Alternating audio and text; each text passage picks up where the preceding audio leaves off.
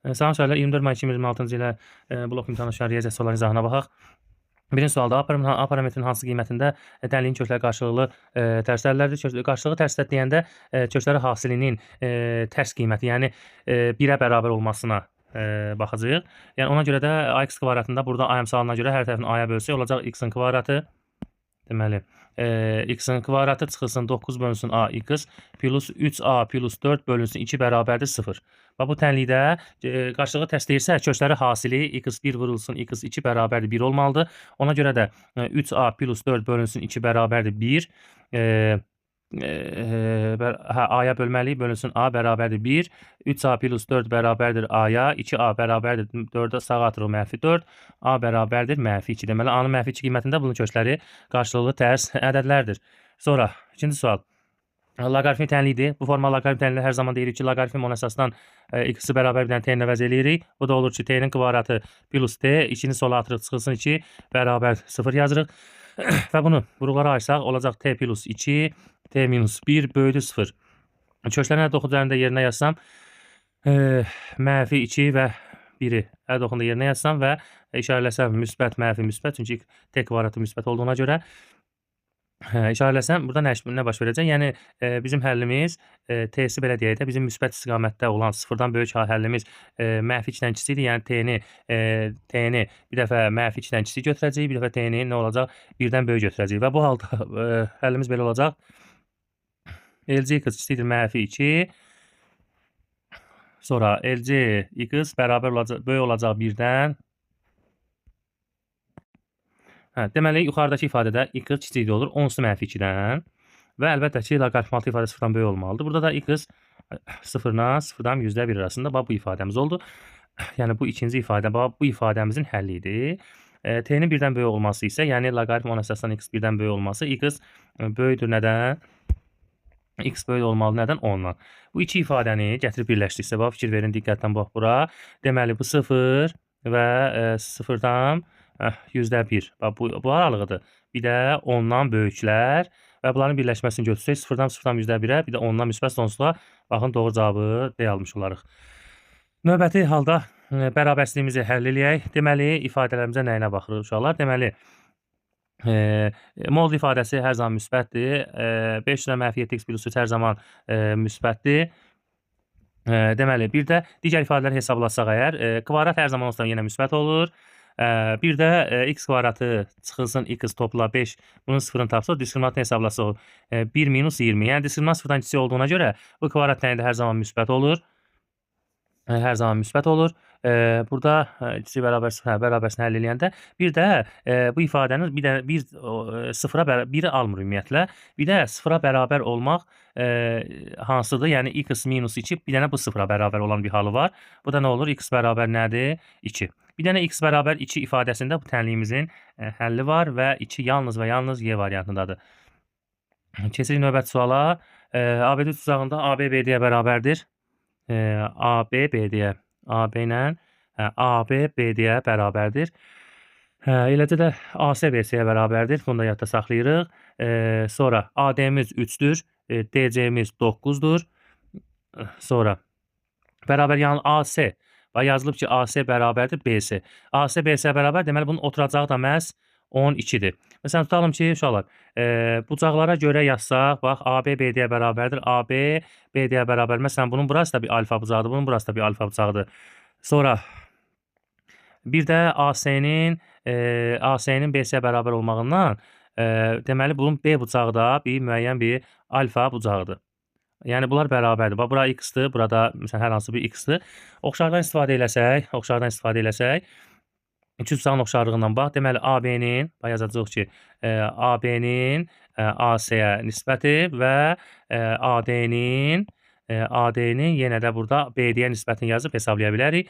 Bizdən perimetrini soruşur. AB-nin, yəni x-in AC-yə 12-yə nisbəti, AD-nin 3-ün BD-yə nisbəti, yəni hər hansı bir x-a nisbəti. X kvadratı bərabərdir.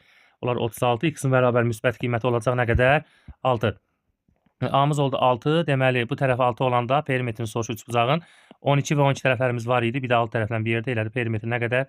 30 və Y variantı. Sonra növbəti suala keçək. Hasilinin sonuncu rəqəmi 1-dir. bu hasilin sonuncu rəqəm 1 olarsa, m-nin cəminin kiçik qiymətini tapın. Yəni belə deyək, sonuncu rəqəm 1-dir. Artıq bu ifadə hazır ifadədir burada. Məsələn,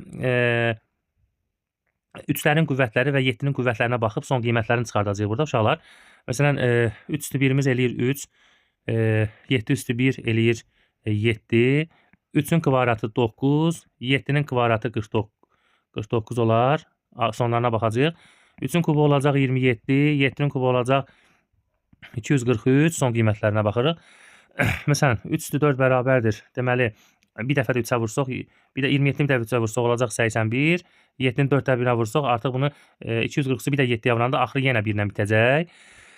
Və sonuncu rəqəmi 1 olması, ya hər ikisinin sonu 1-1-lə bitməsi deməkdir son rəqəmlərinin.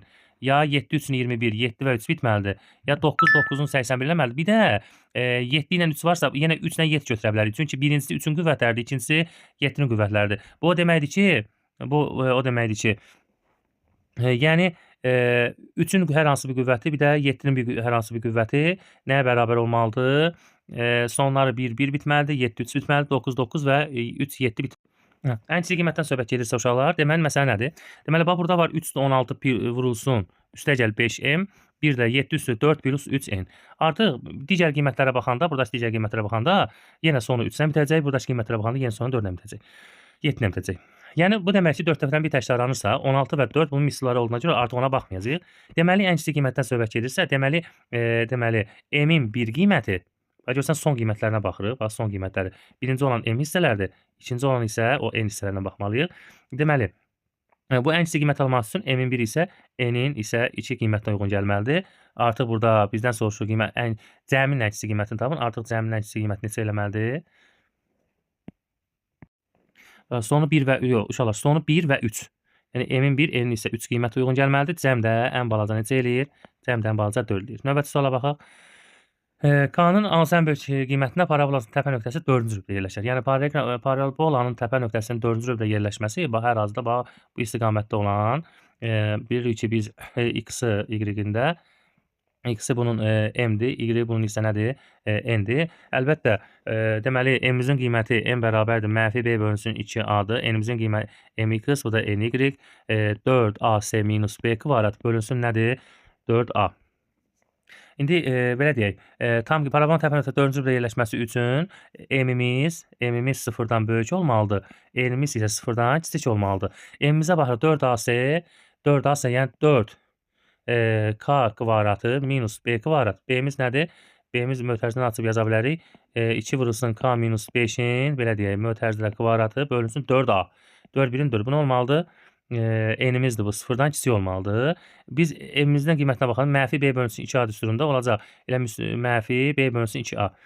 Olacaq mənfi 2k minus 5 bölünsün 2a. Yəni 2. Bu da nə olmalıdır? Böyüdür 0-dan. 2-lər gələcək k minus 5 kiçik 0 olacaq. K da kiçikdən olacaq 5-dən. K kiçik 5 olacaq. İndi bu ifadəni sadələşdirək.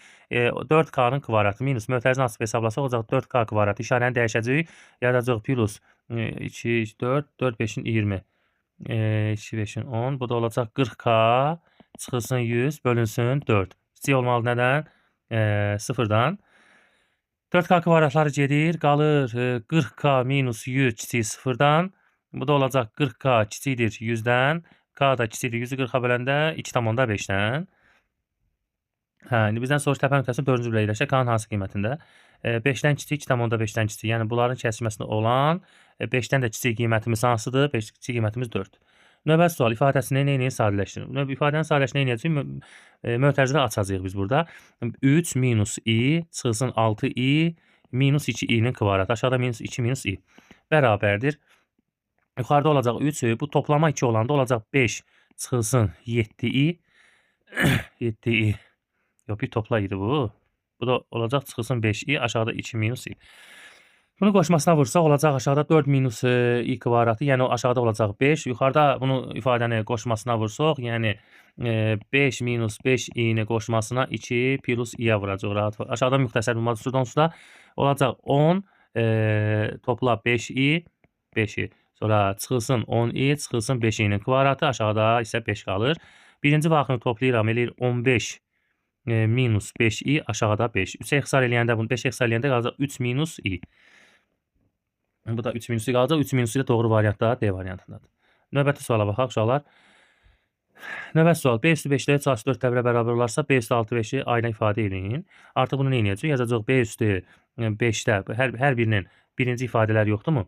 Birinci ifadələr. Bax 5-də 6 yoxdur. Bax B üstü 5-də 6 yoxdur. Ən gözəli budur. Bu da B üstü 5-də 3-ün kvadratı deməkdir. Yəni A üstündə 4-də 1-in nəyi kvadratı? Bu da eləyəcək A üstü neçə? 2-də 1. Vəssalam. Doğru cavab Y. Sadə primitiv bir sualdır. Növbəti sual ABC üçbucağında AB 5-dir. BC 12 bucaq B 90 dərəcədir. Bu düz bucaq 3 bucaqdır. Deməli B, A, bu da C yazaq bura. AB 5-dir. Üzr istəyirəm uşaqlar çıxdı.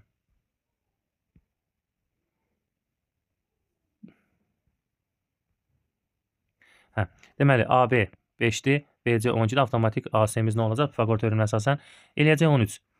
İndi məsələ nədir? Deyir BA çıxılsın BC. Vektorun modulun vektoru deyir. Deməli məsələ nədir uşaqlar? BA vektoru bax, BA vektoru B-dən başlayır A-ya doğru.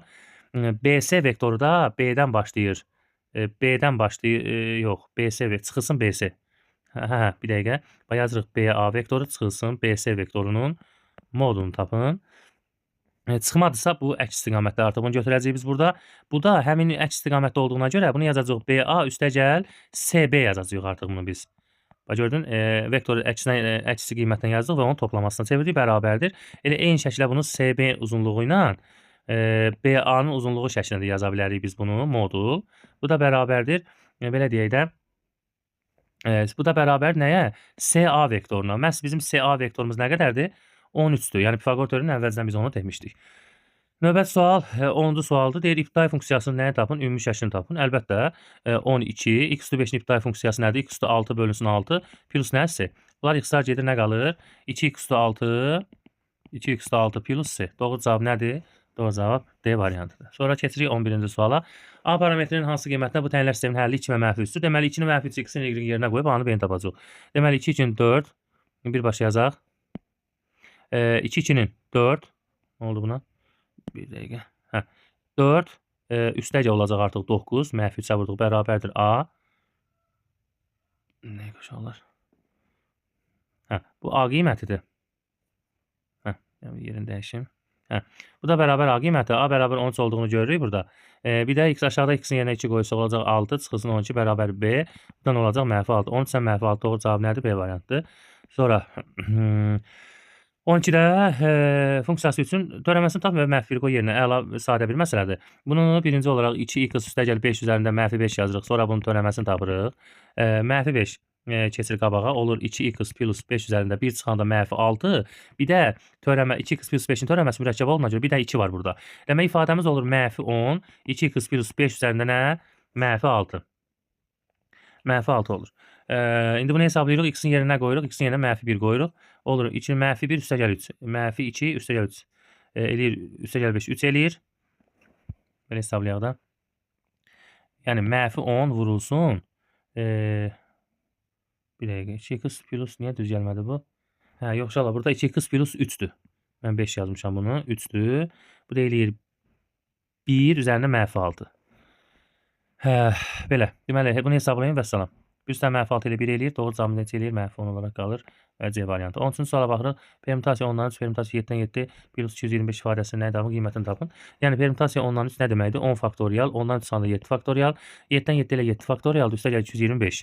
Yəni ixtisara aparırıq, qalır 10 faktorial üstəgəl 225. 10 faktorial ifadəsi, uşaqlar, 10 faktorial 1-dən 10-a qədər ədədlərin hasil deməkdir və 1-dən 10-a qədər ədədlərin içərisində 2, 5-in 10, bir də 10 var. 100 eləyir. Yəni bu 100-ə bölünür. İndi 225-in 100-ə böləndə burada qalıq nə qalacaq? Qalıq 25 qalacaq və D variantı doğrudur. 14. Doğranın 5 şüatdakı ox kəsiyin sahəsi 25 olan konusun tam səthinin sahəsini tapın. Deməli, konusumuzu çəkirik. Konusumuzu çəkirik. Doğranın 5 şüatda 2. Bura oldu 5 şüatda 2. Sonra ox kəsiyinin sahəsi nə qədərdir? 25-dir. Yəni ox kəsiyi bu bərabər yanlı 3 bucaq bizim ox kəsiyimizdir. Əlbəttə ki, ox kəsiyinin sahəsini tapmaq üçün S ox kəsrin sahəsi RH düsturu hesablanır. Artıq RH ox kəsrin sahəsi 25-dirsə, artıq radiusumuz burada və yaxud hündürlük tapa bilərik. Pifaqor teoremi və yaxud istifadə eləyə. Bura hündürlük olsun, bura radiusumuz olsun. Hündürlüyün kvadratı üstəgəl radiusun kvadratı bərabərdir 5/2-nin kvadratına. Artıq bizə radiusu önəmli bir məsələdir. Radius önəmlidir. Çünki tam səthin sahəsini istəyir, oturacağın sahəsi də bizə lazımdır. Hündürlüyü tapsaq burada 25-i bölərik h-a və hündürlüyün yerinə qoysaq bunu, o r kvadratı üstəgəl olacaq 25 bölünsün r-in kvadratı bərabər olacaq nəyə? 50-yə. 50-yə. Buradan da bizim radiusumuz nəyə bərabərdir? Bizim hesablasaq bunu, hesablayaq da r kvadratı üstəgəl 625 bölünsün r kvadratı bərabərdir 50. R üstü 4 üstəgəl çıxılsın 50 r kvadratı üstəgəl 625 bərabər 0. T kvadratı minus 50t plus 625 bərabər 0. 25 25-dir. Radio 25 25-dir. Bu da t minus 5-in nə idi? Kvadratı. T minus 50-nin kvadratı. 25-in kvadratı. Bərabərdir olacaq nəyə? 50-yə. Bura 50 yazmamışam. Yox, 60-am bu tərəfə. Bərabərdir 0-a. T bərabər nəyə? 25-ə. R kvadratı bərabər 25-ə bərabərləsi, radiusumuz bərabər olur 5-ə. Radiusu 5-dirsə, artıq radius 5-dirsə, ifadəyə 25-i 5-ə bölünür 5 qalır. Yəni bizim radiusumuz da 5-dir, bizim hündürlüyümüz də 5-dir. İndi bizə deyir, nəyi tapın? Tam səthin sahəsi. Tam səthin sahəsini tapmaq üçün yan səthinə oturacağın sahəsini nə eləməlisən? Tapmalısın. Yan səthi, yəni PRL. Yan səthin üstü PRL-dir. PRL üstəgəl oturacağın saat dairə olduğu üçün bu da olacaq pi r kvadratı. Deməli bizdə pimiz qalıb yerində. Apofenin 5/2 radiusu 5. Bu da olacaq 25/2 pi plus r kvadratı. Bu da olacaq 25 pi. 25 pini mötərizənin xaricdən çıxarsa qalacaq kök adda 2 üstəgəl 1. Doğru cavab olacaq nə? C variantı. 15-ci sual. Yarışda 150 oğlan 50 qız. Oğlanlar bütün iştirakçıların neçə faizdir? Oğlanlar 150-dir, bütün iştirakçılar isə 200-dür. Neçə faizdir? 100-ə vurub faizini çıxacaq. 2 qalacaq. Bu da olacaq 75 faizi. Doğru cavab oldu A variantı. Sonra 16-cı sual. 3 üzərində 2 minus 5 modulda x plus 2 funksiyasının nəyin deyə tapın? Qiymətlər çoxluğunu tapın.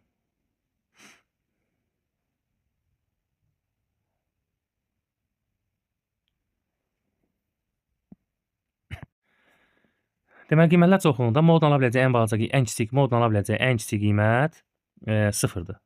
Yəni 5 vurulsun, x topla 2, 0-dır. Bu 0 olduğuna görə üst 2 bunu eləyəcək 9, ən böyük qiyməti olacaq 9. Və üstü funksiya olduğuna görə üstü funksiya müsbət qiymətlər alır. Ona görə də üstü funksiya 0-dan böyük olmalıdır. Yəni ümumi qiymətə baxanda 0-dan böyük qiymətlər almalıdır. Ona görə bu ifadənin qiymətlər çoxluğu 0-dan başlayır. Əlbəttə 0 almır, 0-dan böyük alır. Və ala biləcəyi ən böyük qiymət də 9-dur və 0,9 qiyməti aldı. Sonra 16-dan sonra 17. Uyğun tərəfləri paralel bucaqların bir digərinə 42 dərəcə kiçikdir. Yəni biri alfa-dırsa, biri nədir? Alfa çıxılsın 42-dir. Bunların cəmi 180 dərəcədir. 2 alfa bərabərdir 222 dərəcə, alfa bərabər 111 dərəcə. Böyük bucaq əlbəttə cəmi 180 dərəcə olan böyük bucaq 111-dirsə, digərinə baxmamıza ehtiyac yoxdur. 18-ci sual. Ümumi həddi bu olan arzlığın 9-cu həddini hesablayın. Yəni n-in yerinə nə qoyun? 9 qoyun. 5 vur 9 topla 3. 3 vurulsun 2 vur 9. 45 3 48. 18-dən 3 çıxanda mənfi 15. Bu da ixtisar aparanda 3-ə, aşağıda mənfi 5 qalar, yuxarıda 16 qalar və D variantı doğru olar. Deməli 18, 19-a baxır. Düz prizmanın oturacağı diaqonları 12 və 16 olan romdur. Düz prizmanın oturacağı diaqonları 12 və 16 olan romdur. Və biz düz prizmamızı çəkək, oturacağı romb olsun. Bax, bu istiqamətdə biraz əyri oldu. Bu düz prizma oturacağı diaqonları 12 və 16-dır. Prizmanın yan səthinin sahəsi nə qədərdir? 320 olarsa onun hündürlüyünü tapın. Bunun hündürlüyünü belə tapacaq. Əlbəttə, rombun tərəfini tapacaq. Diaqonlarından biri belədir. 12 1 16-dırsa, tərəfini tapmaq olar. D1 kvadratı plus D2 kvadratı bərabər 4 dənə A-nın kvadratına. 12-nin kvadratı 16-nın kvadratı bərabərdir 4A kvadratı. Deməli 4A kvadratı 256 144 400 eləyər. A da bərabərdir 400 4-ə 100, 100-dən nə çıxar? 10 çıxar. Və bunun tərəfi nə qədərdir? 10-dur. Və bizdə deyir onun yan səthinin sahəsi. Prizmanın yan səthinin sahəsi oturacağın perimetri hündürlüyə vurmaqla alınır. Bu da 320-dir. Oturacağın perimetri 40 eləyəcək. Hündürlük bərabərdir 320 də bölsək 40-a qalacaq nə qədər? Onun hündürlüyü eləyəcək nə qədər? 8. Sonra 20-ci suala baxaq. ABC və CD-yi konkret bir bərabərtərsi tutacaqlarında O və O1 medianların kəsmə nöqtəsidir. C nöqtəsi AY parçası üzərində BO 4/3-dür. Bax, deməli, bura 4/3-dürsə, aşağıdakı nədir? 2/3-dür. Medianların kəsim nöqtəsidir. AO, O1Y trapesiyasının orta xəttini tapın. Hə, deməli, bizdə də belə deyək də, ümumi bizim B-dən aşağı bu medianımız nə qədərdir? BM, bura yazaq BM. Məsələn, BM medianımızda nə qədər olacaq? 6 kök altında 3 olacaq. Hə, 6/3 olacaq. Bərabər tərəfli uzaqdırsa, deməli bizim tərəfimiz nə qədərdir? Əgər median 6/3-dür, deməli bizim tərəfimiz 12 olmalıdır. Yəni 6, 6 olmalıdır. Bu konqruentdirsə burada 6, burada 6 olmalıdır. Deməli 6-dırsa, bizim orta xəttimiz. Bunlar bizim artıq bunlar həm hündürlük sayılır, həm orta median sayılır, həm də tənbölən sayılır. Hə, deməli, deyək ki, trapesiyasının orta xəttinin uzunluğunu tapın, düzdür? Deməli, orta xəttinin uzunluğu. Deməli, biz burada nəyi itirdik uşaqlar?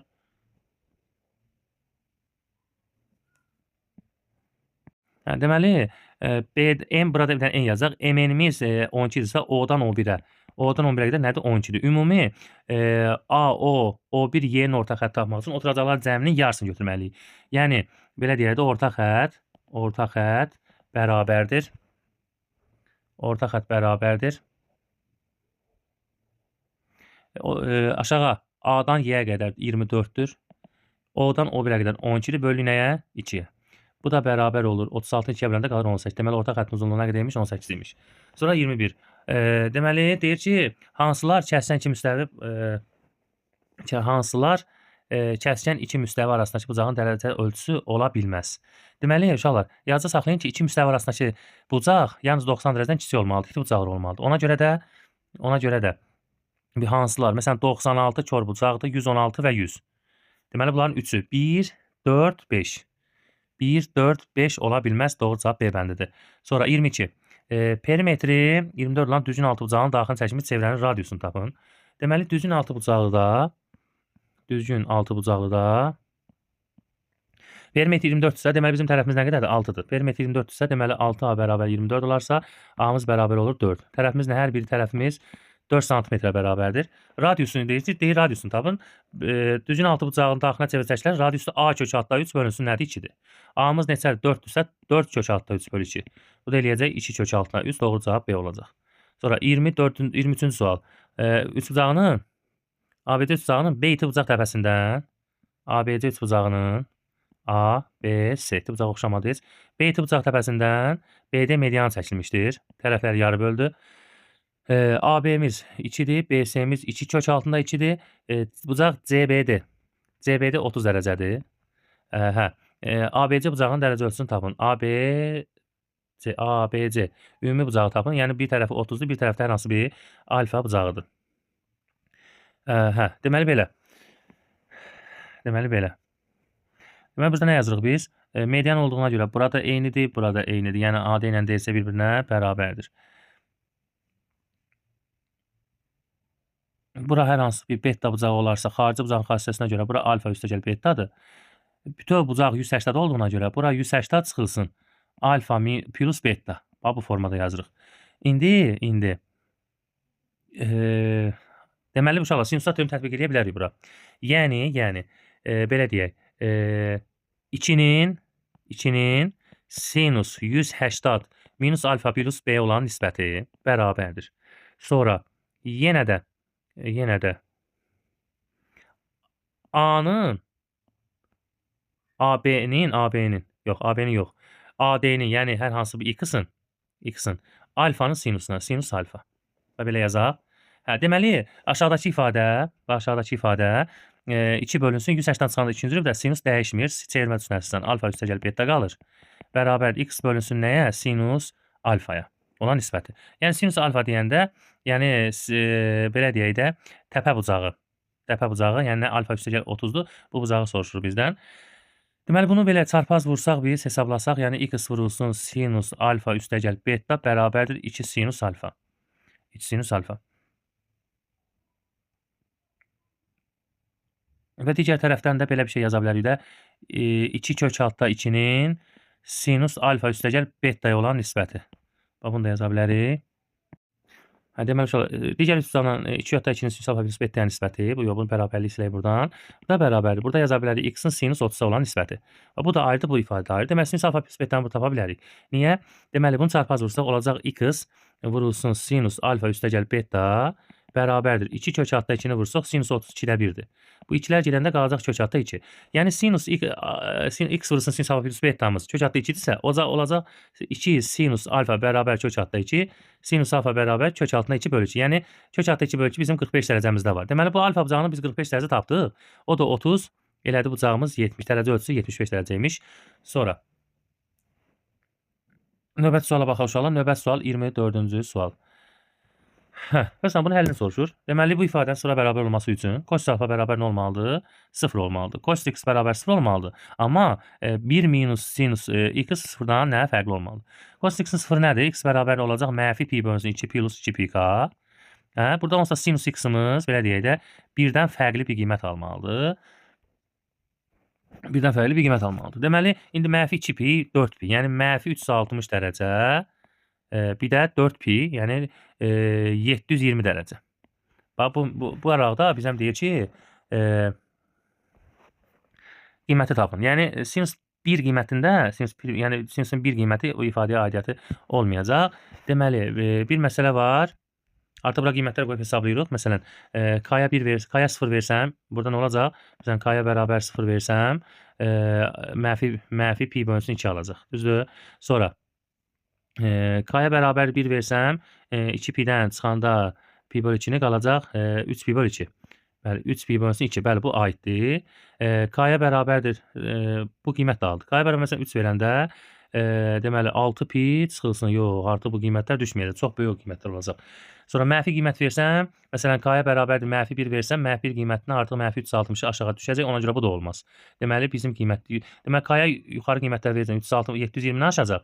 Mənfilər verəcəm mənfi 320 lap aşağı düşəcək belə deyək. Ona görə yalnız bu iki qiymətində neçə həlli var? 2 həlli var ümumiyyətlə. Sonra 25-ci suala baxaq. Limit pi bölünsün 8-ə yaxınlaşanda kosinus, bunu artıq sadələşdirməliyik də. Kosinus kvadrat 4x-in yerinə nə yazacaq? Deməli, limit x yaxınlaşanda pi bölünsün 8-ə. Yuxarıda yazacaq ki, 1 minus sinus kvadratı 2x bölünsün 2. Bölünsün 2. Və yaxud da bunu, 1 minus sinus kvadrat 4x yazaq da, əvəz eləyək də. 1 minus sinus 4x də aşağı. Müxtəsərə görə limit yazmıram, biraz da vaxtımız getməsin. Yazacaq onu 1 minus sinus kvadratı 1 minus sinus 4x 1 plus kosinus 4x aşağıda 1 minus sinus 4x. Sinus 4x. Artıq bu ixtisarlar gedəndə qalır limit x pi bölü 8-ə yaxınlaşanda 1 plus kosinus 4x. Yox, bu da sinusdur, çaşdım, sinus 4x. Və pi bölü 8 gətirib burada yerinə qoyanda olacaq 1 plus sinus 4-ü vuranda pi bölü 8 elə pi bölü 2. Pi bölü 2-də sinusumuz 1 aldığına görə 1 ilə 1-in cəmi neçə elədi? Elədi 2. Növbəti sualımız 26-cı sual. Düzbucaqlı üçbucağın düzbucaq təpəsindən çəkilən hündürlük və tənbölən arasındakı bucaq 20 dərəcədir. Bura hündürlük, bura tənbölən. Biz də bilirik ki, buradakı bucağı tapmaq üçün bu x bucağını, iti bucaqların fərqini 2 yerə bölməliyik. Deməli, hündürlük və tənböləni. Tənböləndirsə, bu bucağı nə oldu? Bu aşağı bucağı oldu 45 dərəcə. 45, burada 20 dərəcə. 45, 20. 65. Deməli, digər bucağımızda nə olmalıdır? Digər bucağımızda 25 dərəcə olmalıdır. Hündürlüyə görə 25-də digər bucaq 65-dir. İti bucağı nə qədərdir? Digər bucağımız olacaq nə qədər? 25 olacaq. Bir də deyir, bu üç bucağın böyük iti bucağın dərəcə ölçüsü. Əlbəttə ki, neçə olacaq? 65 dərəcə olacaq da. Böyük iti bucağın böyük iti bucağının dərəcə ölçüsünü tapın. Bəs tamam. Tapdıq da 65 dərəcə. Sonra 27. Uyğunlaşma. Alfa 0 pi bölü 2. Yəni alfa 0 pi bölü 2 deyəndə bu birinci rübun bucağıdır. Uyğunluğu müəyyən edin. Birincisi sinus alfa plus 2-dir. Sinus alfa plus 2 ən kiçik və ən böyük qiymətini soruşur. Birinci halda bax, birinci ifadəyə baxaq. Ən böyük və ən kiçik qiymətini soruşur. 0. Yəni müsbət istiqamətində. Müsbət istiqamətində deyəndə, yəni bizə verilmiş düsturdan biz müsbət istiqamətinə gələnləri tapacağıq. Yəni müsbət istiqamət gedəndə sinusun 0-1 qiymətlərini yerinə qoyacaq artıq. Olacaq 0 plus 2, 1 plus 2. Yəni bu da eləyəcək 2 və 3. Deməli, ən böyük qiyməti 3-dür, ən kiçik qiyməti 2-dir. Yəni 1-ə A-dan, 1-ə nə gəldi? 1-ə gəldi B və 1-ə nə gəldi uyğun? Ən böyük qiyməti 3 oldu. 3. Yəni 1-ə B uyğun gəldi. Bir də Y uyğun gəldi. Sonra ikinci ifadə. İkinci ifadə cos alfa minus 1. Ancaq müsbətdə gərək 1 və 0 qiymətlərini verək. Yəni 1 minus 1 bərabərdir 0, 0 minus 1 bərabər mənfi 1. Artıq gəldi buna C variantı uyğun gəldi. C variantı deməli mənfi 1, 0 qiyməti ən kiçik, yox, artıq yox, ən kiçik qiyməti burada nədir? Mənfi 1-dir. Sonra